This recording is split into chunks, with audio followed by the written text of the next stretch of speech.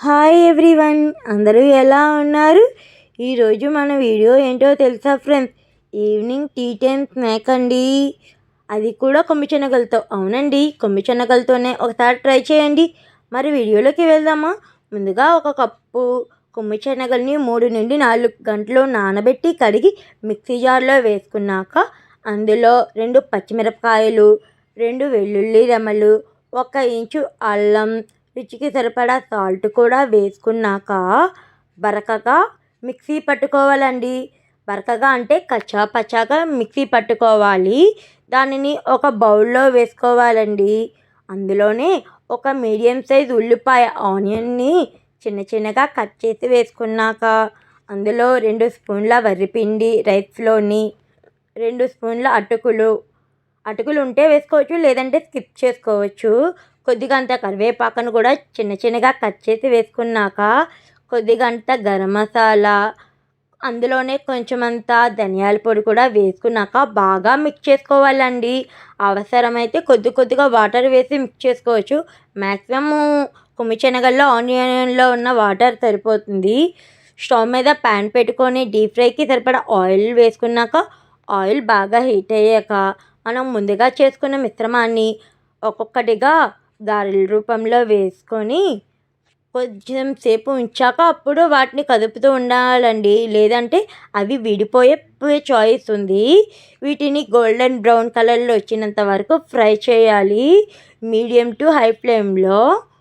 ఇవి ఆయిల్ ఎక్కువగా పీల్చుకోవు, హెల్త్గా మంచిది, మంచి ప్రోటీన్ ఐరన్ ఫుడ్ అండి. కొమ్మి శనగలు నానబెట్టుకొని తీసుకుంటే చాలా మంచిది. కానీ పిల్లలు నానబెట్టిన కొమ్మి శనగలు తినడం లేదు కదా.